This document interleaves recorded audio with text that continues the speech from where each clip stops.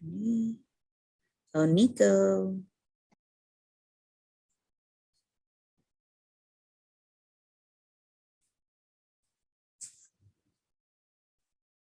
There you go. Okay.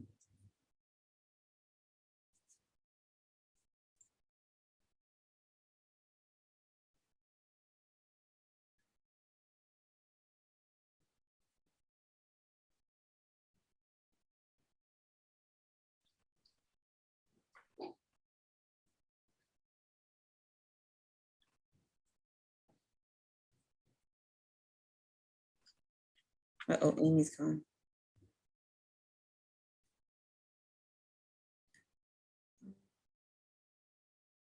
Oh, there she is.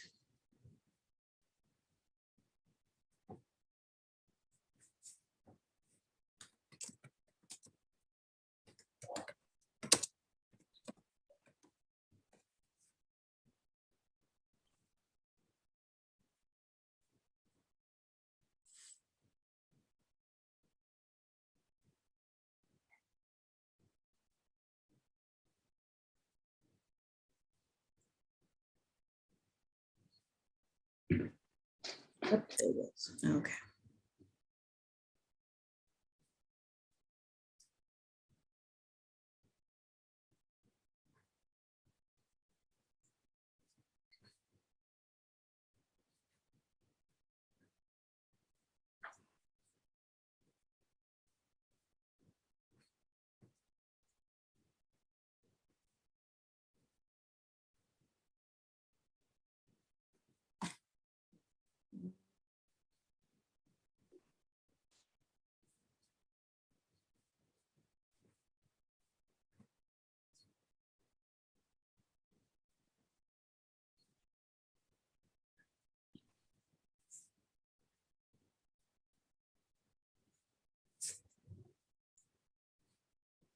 Just waiting on everybody else.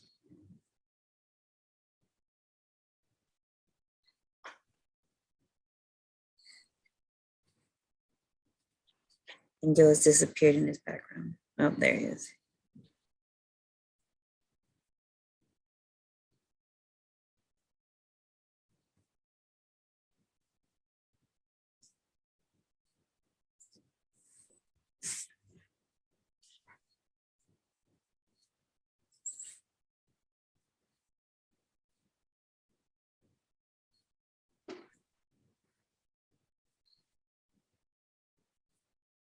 Do we have it available so people can ask questions in the Q&A? Is that open? Do you know? No. That is not open. Only hosts and panelists can see the questions. Oh, well, yeah. But nobody has asked questions yet.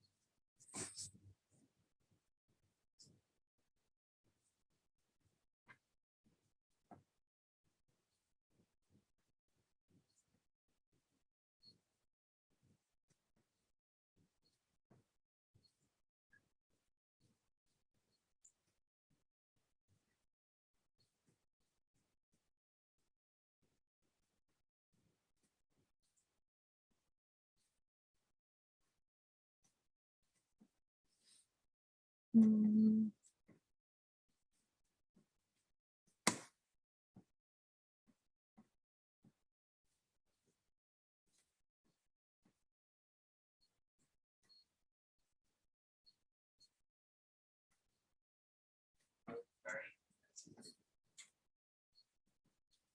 I'm waiting a couple minutes for more attendees to come because we had a set list of people that were saying that they wanted to be here. So they might be having some issues getting in. or finding the link.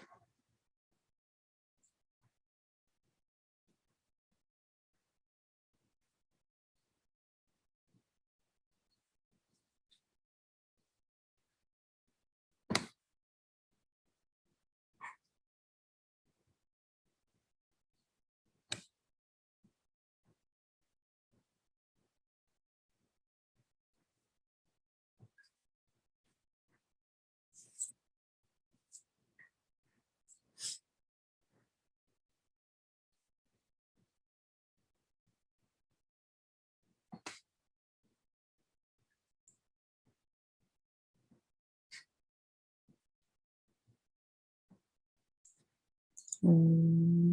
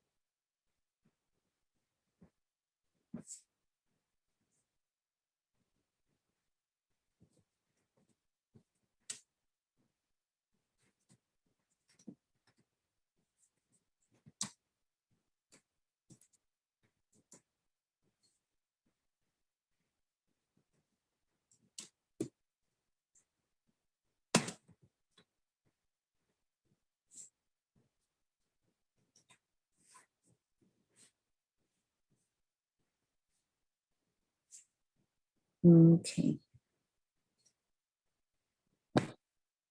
All right, so we're just gonna go ahead and start. Hopefully the other participants come in.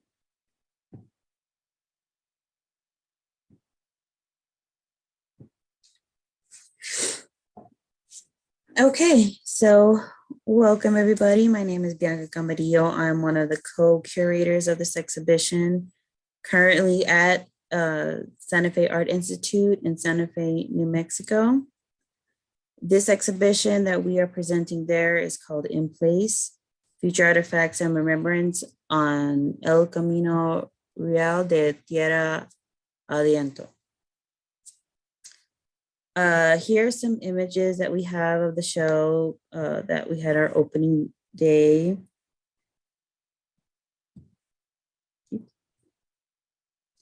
So Sire Santa Fe is a 501c3 nonprofit community service.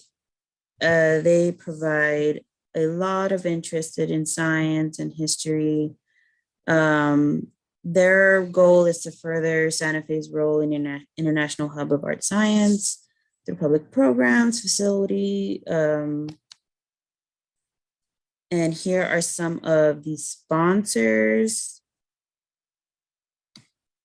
Mesa del Sol, UNM Fine Arts, STEAM New Mexico, and AmeriCorps Vista. And these are also our other sponsors, Department of Cultural Affairs in Mexico, National Endowment for the Arts, New Mexico Arts, Public Support for the Arts. So the location that this exhibit is at Santa Fe Art Institute, they are an independent organization. They have also residencies there for many types of artists. They have supported over 70 artists, activities, and creative practitioners. This is a wonderful gallery that they also have part of their building. And this laser is especially being brought to you by the Leonardo Leonardo is a part of these laser talks. They are Leonardo Art and Science Evening Rendezvous.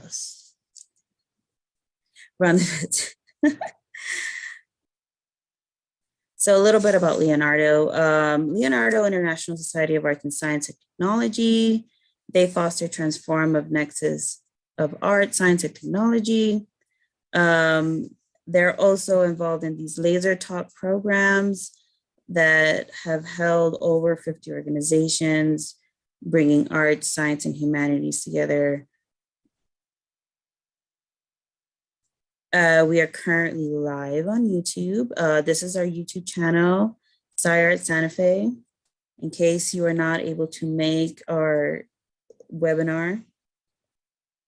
So today's artist, part of this exhibition, is named Angel Cabrales. He is currently the assistant professor at the University of Texas at El Paso, or UTEP. A little information about Angel from his bio. Angel views everything as an artistic resource and utilizes this in all his creations.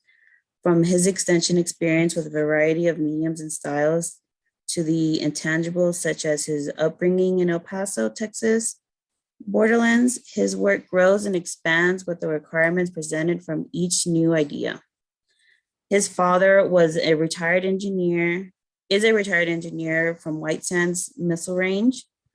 His mother was a political activist, also a stay-at-home mom, and made sure to teach her children about the important values of community and social work.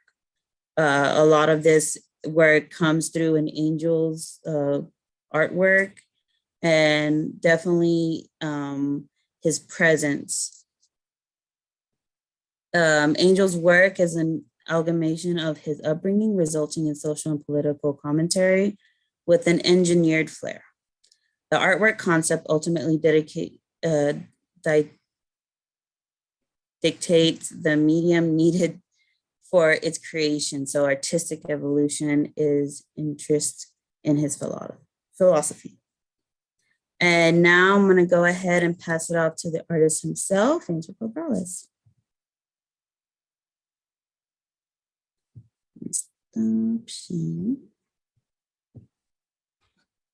Hello. Am I going to share a screen or? Yes, you are. 1 minute. Trying to.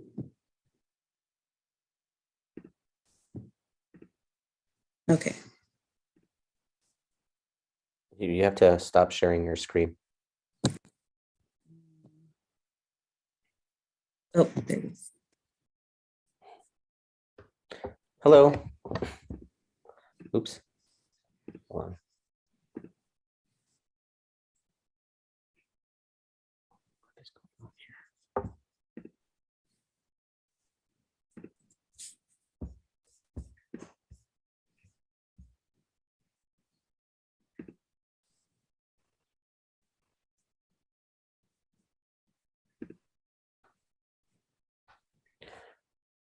Sorry, this is taking a while. For some reason, it doesn't want to share my screen. Hmm.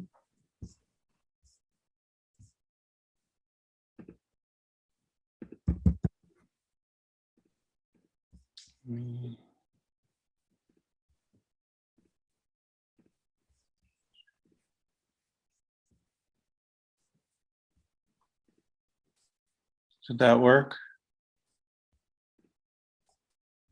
Let's do something. I try.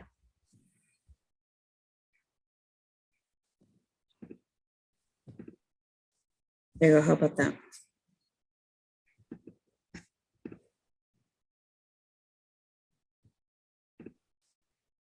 It is not allowing me to share the screen.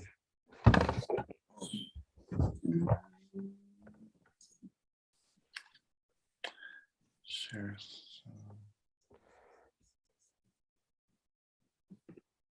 Hmm.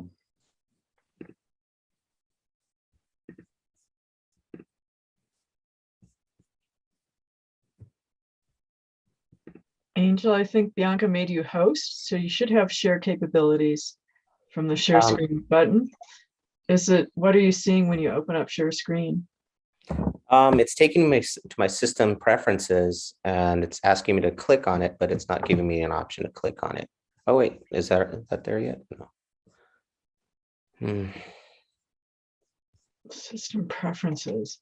That's something I've never seen before. I'm going to quick Google it. Yeah, sorry.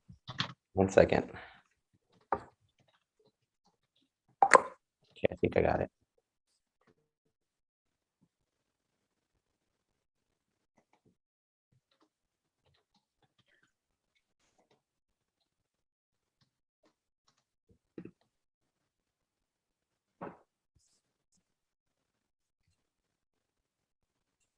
Okay. Are you on a Mac?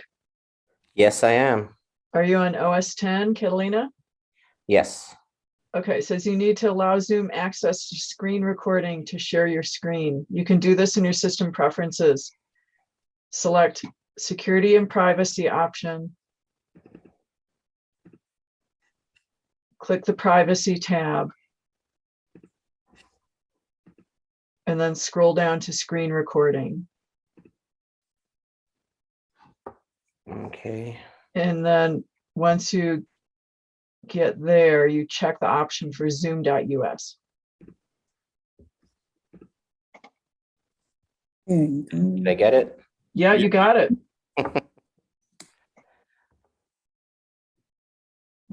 Okay, I don't. Where is this thing?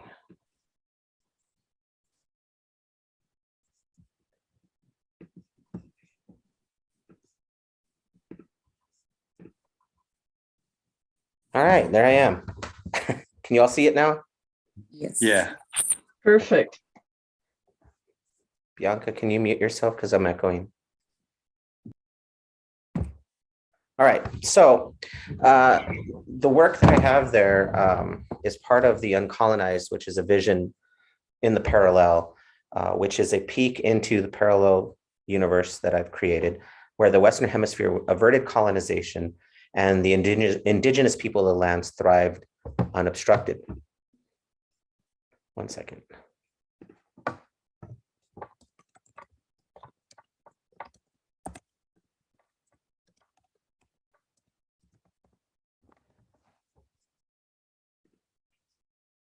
Okay.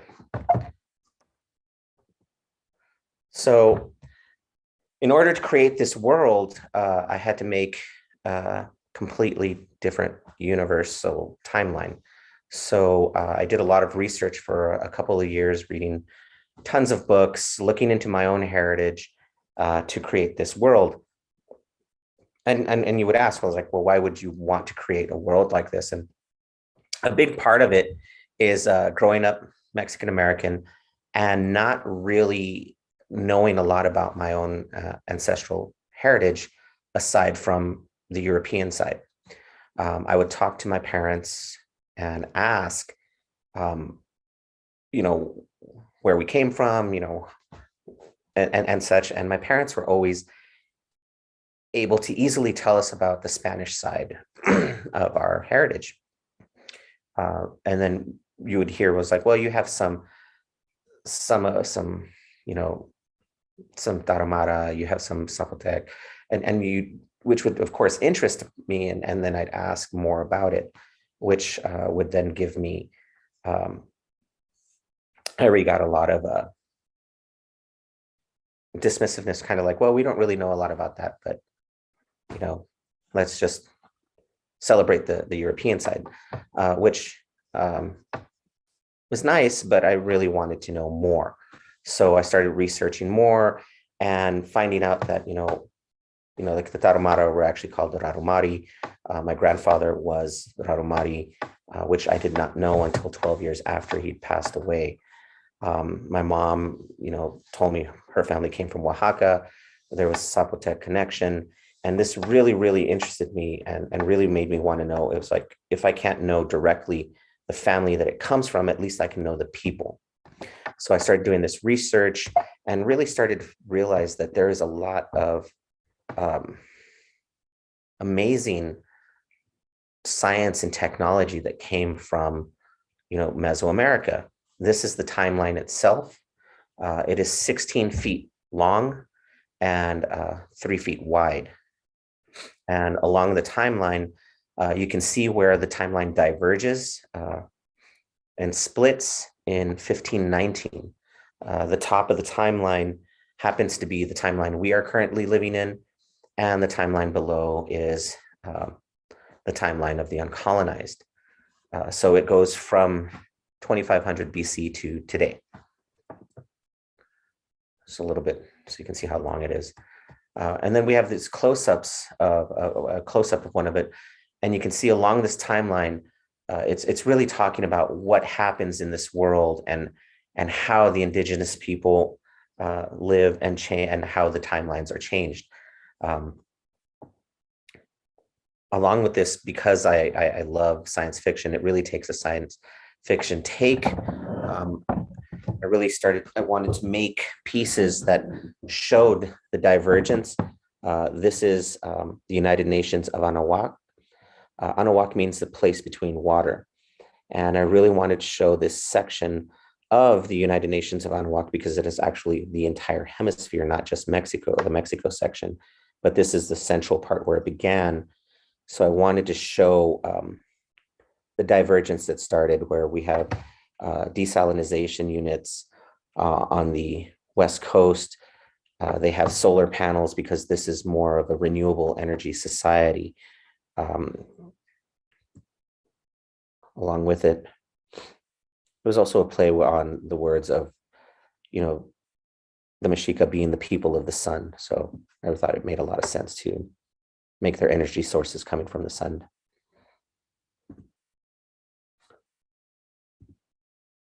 Oops. So along with that, there's stories and dioramas like the giant United Nations of Anahuac. And so I made Tancucuclan on its way to Paso del Norte. And so I wanted to show how these indigenous tribes started to reach out to all of the other Native Americans throughout the Western Hemisphere. It was also a play on a lot of the books that I would read were always talking about how the Mayans and the Mexica and all these people in Mesoamerica did not have the wheel. And it's not necessarily true. They did have a wheel. They used them as toys and other things, but it didn't make sense to have a wheel when you lived in a jungle. It made more sense to have skids or treads. So I wanted to show that advancement of using a tread instead of the wheel in itself to traverse large distances. The nice thing about making a lot of these things is it's not enough to just want to make a pyramid on tank treads. I really wanted it to work. So my tank is remote controlled as well. Along with this storyline, I also wanted to show the differences in this world, but along with the similarities. So I wanted to show the first lunar landing of the Aztecnonauts. So we have the lunar landing as their ship is called La Piñata Cósmica. And the ship is a piñata, but in the shape of a llama.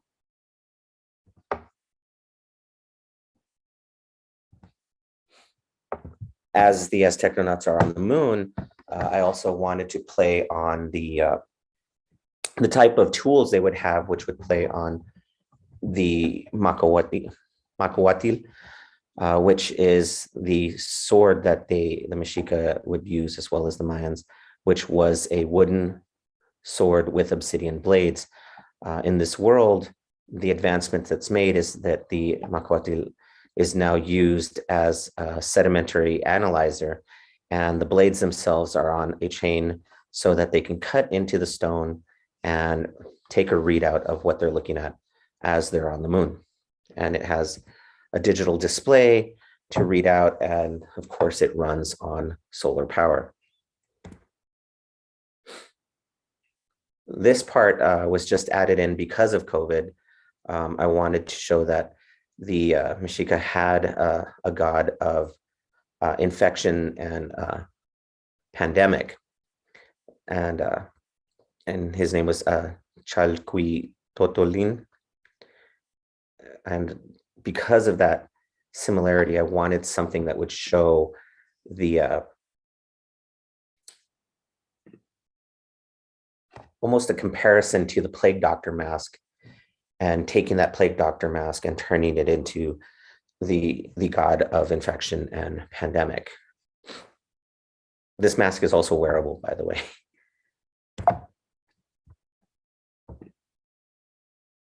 So in playing with the lunar landing, Cuauhtémoc VIII is the first man to walk on the moon. Cuauhtémoc means descending eagle. So it was a play on the words of the eagle has landed. In this world, the descending eagle has landed. And I really wanted to show not only like what happened on this timeline, but also the type of toys the children in this world would play with.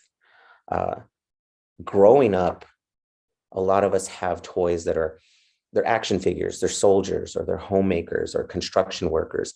And I wanted to show in this world, they really wanted to show their children aspiring things they could be of that would uplift and carry their world forward. So their toys are astronauts and scientists, chemists and mathematicians. So we have the figure of Cuauhtémoc VIII as the Aztecnonaut with a sedimentary analyzer, along with Naxi Li, which is the Nahua word for I love you. And she is the sapotechnical engineer showing the love to us to inspire and take the world further into the future through its architecture. And so that's her drone that she works with. And a lot of the figures themselves are taken and making sci-fi versions of the traditional dress, like in this case, the Zapotec. I also wanted to take figures from history, like the lady of the Overlord and Holy Snake Lord, which was a character that she actually ruled as a leader of the Mayas, and she becomes the first mathematician in this world. Instead of using her skills and strategy to rule and fight, instead she creates the first system of mathematics that carries them forward. And she's got her own tablet as well, and her own board, digital board that she can write on with the figures. Along with that, I really wanted to play upon the Olmec, who were known as the rubber people, and turn them into the chemists of this world, showing, and really because they vulcanized rubber, it's such an early time period, and they had this great importance that they gave to blood as being really important in health and nature in itself.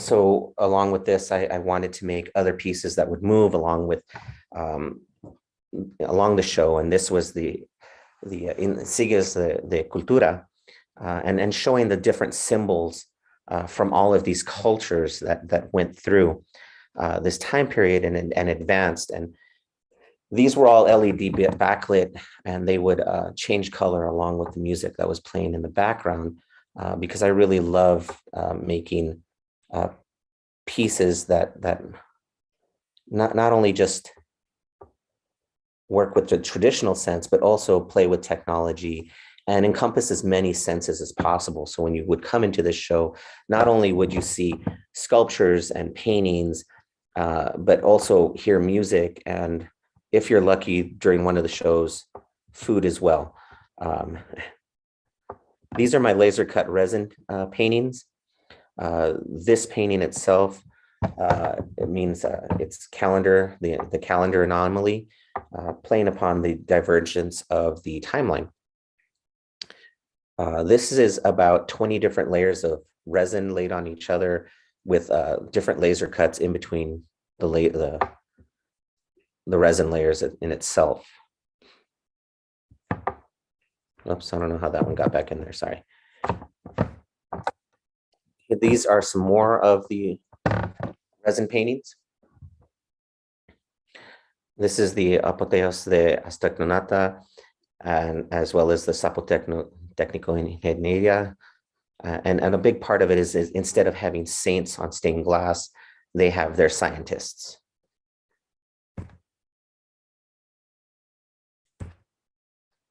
So along with this, like I said, there is video. I'm not going to play the video. It's I find that when you try to share a video on Zoom, it kind of slows down and gets distorted. But if people do want, I can send links later on.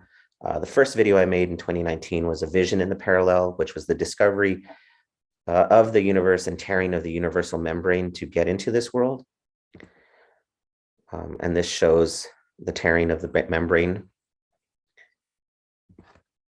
And quantum coet, which was another version of the discovery of the parallel universe and zeroing in on this parallel world.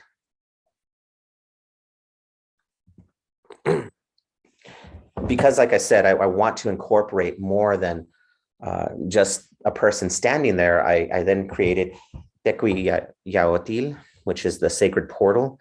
And I wanted to bring the people of this universe into our own, in our reality. So I wanted to create this portal that would breach the universal membrane and bring them into this reality. So as the membrane is breached, the Aztecnonaut is the first to break and come into this world. And they test the atmosphere and look into this world to see if it's safe for the rest of the explorers to come through. Once it's deemed safe, the technical engineer comes through, who is also the creator of the portal in itself, and she starts analyzing and seeing the differences within our realities. All of this is set to music that was specifically made for this universe by a friend of mine. We collaborated together to make a Mesoamerican technocumbia that the dancers dressed as the figures would come through. This is the mathematician who calculated how to find our world. And she comes through within her calculations and dances along with the others, bringing through the Olmec chemist, who then comes through to analyze this world, its chemical makeup, as well as the people within. And they all danced along with it. A big part of the dance, though, was also to incorporate the audiences as well. So as they danced around the people, they drew them into the dance to celebrate their heritage of what they are. Because in multiverse theory, if there's a possibility of it, then this world exists in another universe. So here they are celebrating their heritage of who they are in their penultimate version. And all of the dancers dance through bring them through, and invite them into their world. Okay, that's the end of my PowerPoint.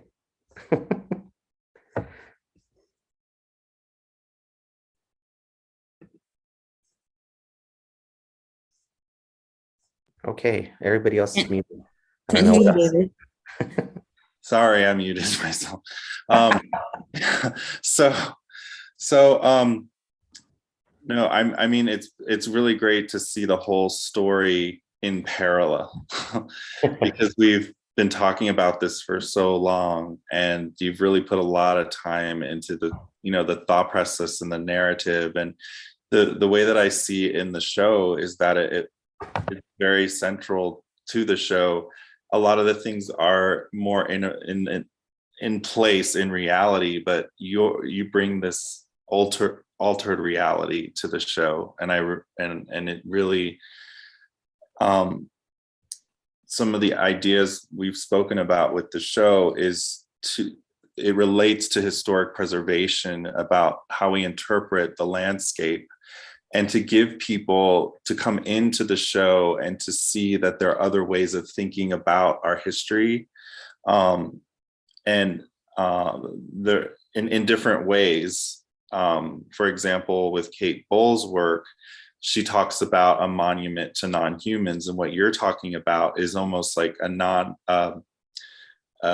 monument to superheroes, but they're not, but they're superheroes that you've created. So I think it's really great to see that in the space of a gallery, to have that conversation, to kind of change the way that people perceive how our reality. And so, and bringing the science and the technology and the math, it's really an interesting way of using sculpture to visualize something that doesn't I mean, the sculptures, they exist, and the art, it exists in itself, but the reality, it's really playing with this, the Western perspective on art. So I really appreciate what you've done, and thank you for participating in this. There are a couple questions in chat. I'm wondering if you want to get to those. I was going to bring those up. So one of the questions is, where do you think the performance will go further besides UTEP, where it was first performed? My hope is to take it to Santa Fe at some point. I am talking with one of the few indigenous charter schools in the nation, which happens to be in Las Cruces, and they asked if we could do this performance in Las Cruces for the students out there. We're hoping that'll be sometime in September. I've also submitted it to Luminaria in San Antonio to try to take it there as well. And pretty much, I met with the choreographer, Melissa Melpignano, and she has been amazing in working with me to bring this dance to fruition. And I'm actually meeting her next week to see where and how we can take it even further, which I really hope to do, and expand on the music as well with my friend Henry Van, who, as I said, we worked together to create the sound. Well, he made it. I just told him what I needed, and he did a phenomenal job that matched exactly what was needed. So the great thing about this work is, since it is a universe, it's in constant evolution. So every time there's an exhibition of this show, there's always an expansion of the work. So every time you see it, there's going to be a little more that's added to it as well. More of the story, more sculpture, and hopefully more collaboration, bringing in more collaborations to expand that universe. So another question was that we would love to hear more of the perspective of the current state and future potential for monuments in this region, especially in and around El Paso and the border area? The current state of, I guess, monuments, a big part that I think monuments have to do is to really create a dialogue of the history that surrounds them, and really try to take that history in not like this pro-national approach that you really see in a lot of monuments, but more the truth to the people around. I love El Paso. I love the people there. However, I don't like that we have 15 monuments and murals to Don Oñate, without people actually knowing the true history of Don Oñate. And at the same time, El Paso, which has the Tiwa Indians and the Tarahumara / Raramuri and Wixicali and all of these other indigenous tribes that are around us, and we don't have one indigenous monument in El Paso. So what I would really like is for the monuments to really talk about the history that represents the people of that area. I think UTEP did a really good job in recognizing that where UTEP is, those were indigenous grounds. And they did make some plaques for it, which I'm really proud that my students made the stands for them, with symbols that represent each tribe on the back of them. But I don't think it's enough. And I really hope that monuments would really consider the history of the area that is beyond just the United States history.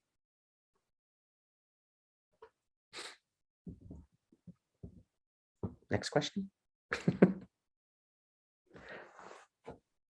Yeah. So another question. Oh, do you think about commercializing the figures? It would be empowering for all children to be able to play with these icons instead of dominant culture icons. Along with that, and the question before it, which is asking about, the universe itself having a major level such as Avatar, and the context of tools and objects. I actually am in talks about making it a film. And so that's part of what I'm going to be working on for the rest of this year is trying to make a short for this universe as for the people I'm talking to, about expanding it further, but then also trying to take it in different mediums such as graphic novels.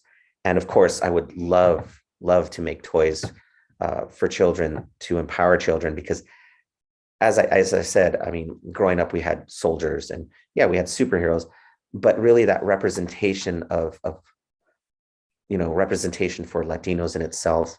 That's one of the things that's always irked me, is when I look at a film that's about Latinos, it's very pigeonholed, where the story is about the borderlands and the cartels, or people growing up in the barrio, or people that are working as maids or day laborers. And there's so much more to our history and who we are than to pigeonhole us in those stories alone. Yes, those stories are needed, but at the same time, what about the stories about the scientists? Like my dad's a rocket scientist. My mom was a social, actively, like she was active in politics, actually ran for office in New Mexico. And I want to be able to have figures that will inspire kids to go, what, we can carry this further. And because we have that ability as well. So yes, I would love to make action figures.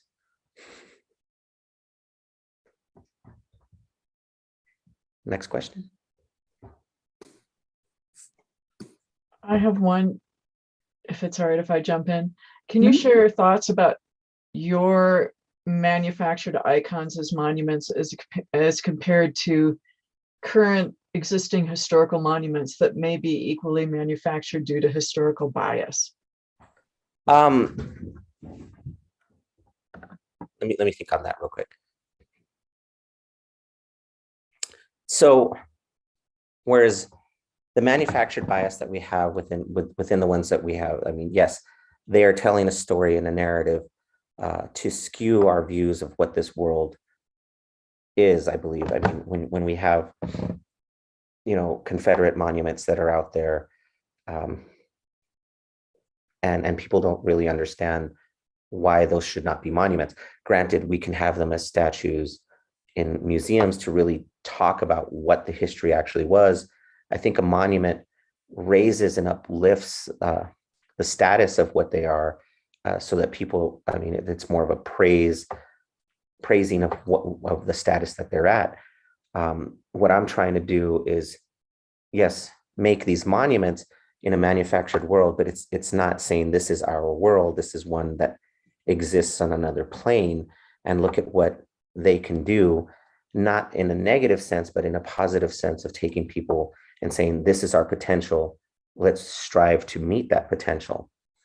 And instead of taking the narrative and saying, well, like a lot of the Confederate monuments were made to instill fear in another race and people.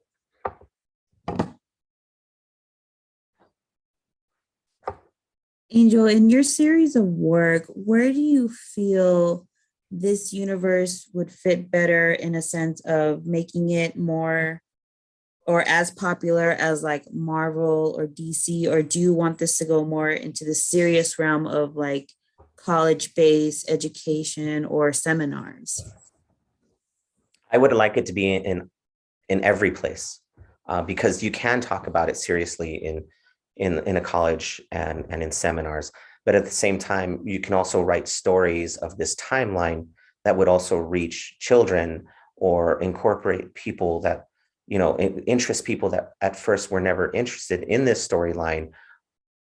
I want to be able to touch as many people as I can to create dialogue, not just within academia, but with everyday people.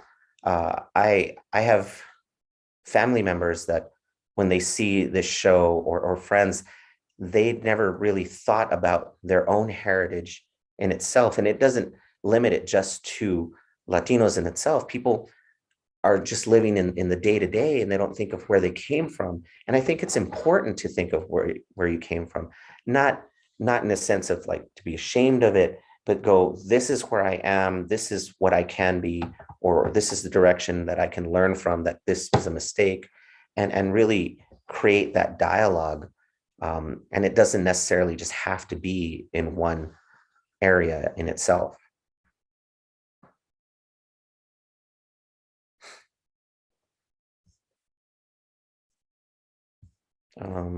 So we have another question in the chat. Do you see the backstory you created as a means of describing or correcting reality? Or are you really going speculative in nature, using storyline as an aspiration?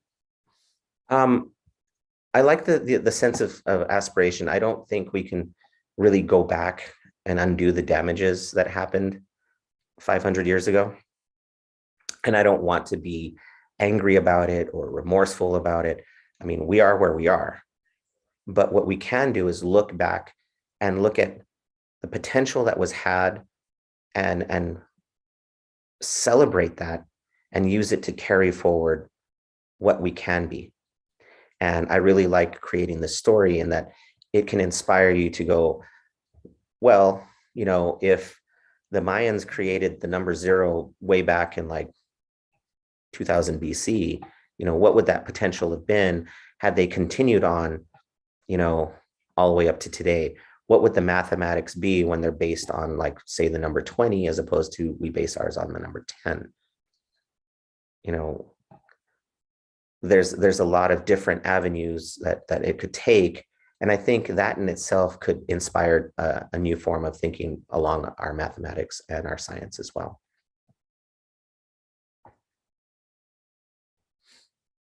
One question that I had got in the gallery when we had the week after the opening was one interested, she was also a curator, I believe, from Japan.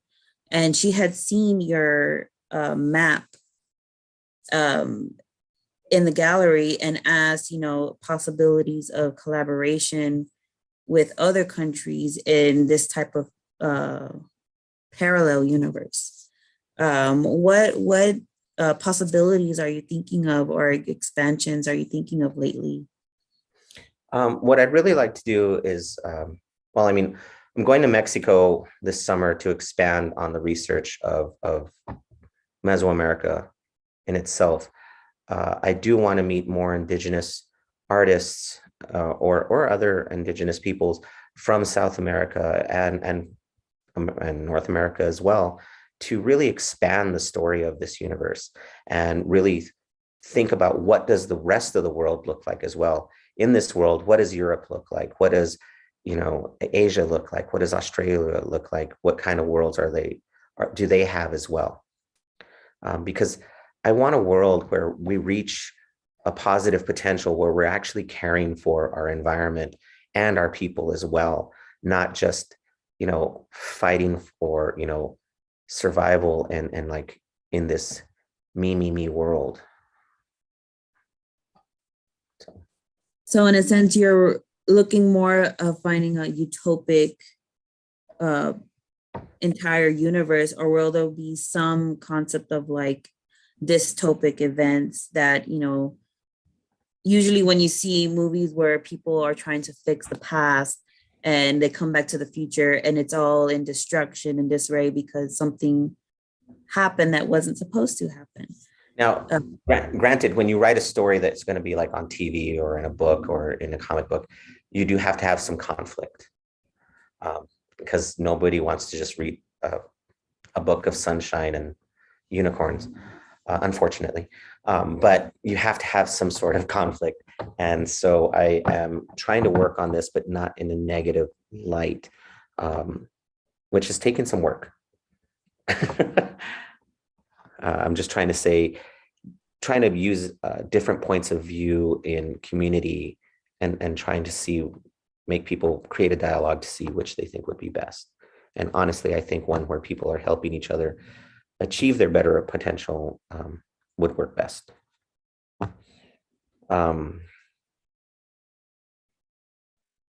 So we have one more question. Have you shared this work in communities across the nation yet? It makes sense in El Paso and near the border. How about Northeast or Midwest? I am working on taking this exhibition as far as I can. I would love to be able to take it into Mexico and South America as well, not just the Midwest and then the US. Currently, it's showing in Dallas, Texas, which is at least south, not really southwest. It is getting a positive reception out there. The timeline itself is going to be exhibited in the ambassador's residence in Mexico City. I'm really excited about that because that's going to give it a bigger international audience where people can actually read this alternative timeline to create dialogue. The ambassador himself has said that it's really important for people to see that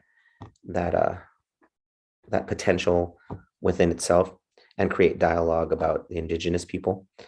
But as I go along, I would love to take it further into the Midwest and incorporate the indigenous people within those locations as well to expand that universe.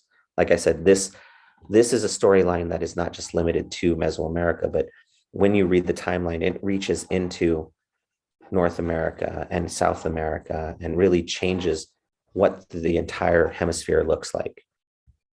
So I would love, and I'm trying to work on sharing it with as many people as I can.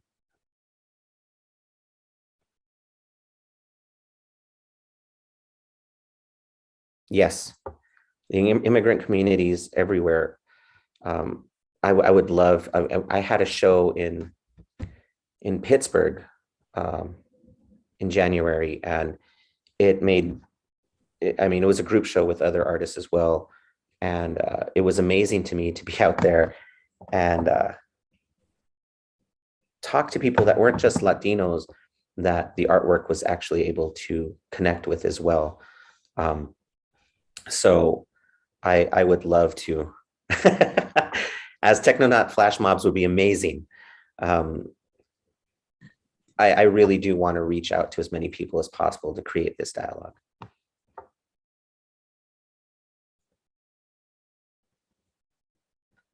And if I can get people to cosplay all of these characters, that would make me even happier. Well, it looks like we're going to go ahead and wrap things up. Thank you so much, Mr. Cabrales, for being a part of this exhibition and then being a part of this laser talk. We really appreciate your artwork and you as a person. We hope to work with you in the future. Hopefully, Sire Santa Fe and other types of our sponsors can hopefully bring this performance and help spread the word about you in Santa Fe and further on. Thank you, and I would love to work with you all again. It's been great. So we're going to go ahead and pass it off to David, which is going to give some information about our website. For further information about Angel, go ahead and contact us. We're gladly to answer any questions and get you in contact with Angel. So thank you.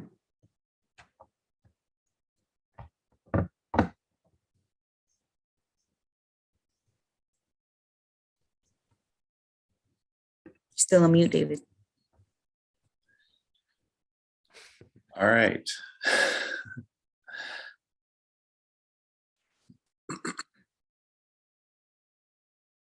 So just all right, I'm not on mute, right? Okay. We can hear you. Okay. So I'm just gonna share our website. It has, since we have we're open on Fridays from 1 to 6. We have a limited time, so we're only open until May 28th. That's the end of the show. But what we've done is we've created a kind of a digital archive with all the information, with all of our artists, including Angel. And so when you go in to learn more, we have some of what's in the gallery, so you can get a sense of vision in parallel, uncolonized vision in parallel. And we also have we have Heidi Brandau is going to be our next laser, and it says in the slide that it's at 6:30, but it's actually starting at 6. We have Kate Bowles. Kate Bowles' work is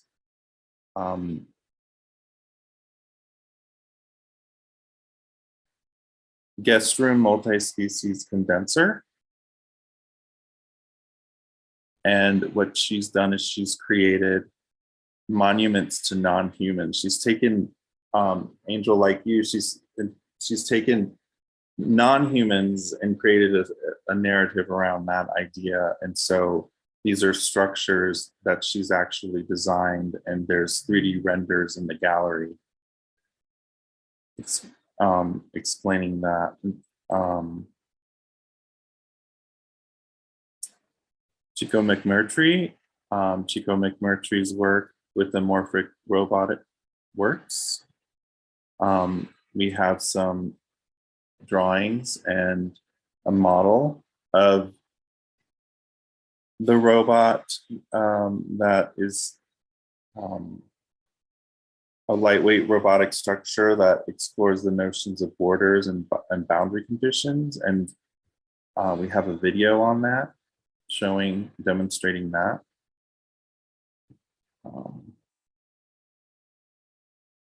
We also have the Border studio from University of New Mexico. It's an interdisciplinary historic preservation, landscape architecture, and architecture, looking at the contested area of the border. We also have landscape architecture renderings. looking at memorials and monuments. One of them is a COVID memorial. We also have a memorial about people who have died from homelessness.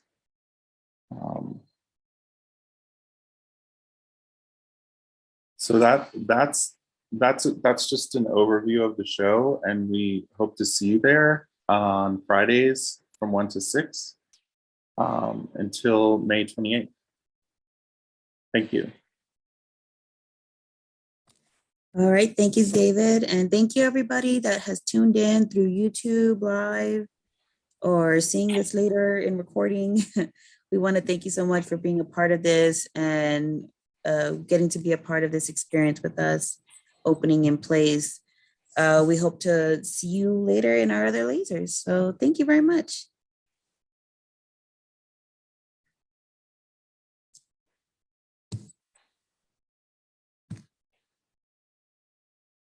Okay, so I stopped the recording. I'm gonna stop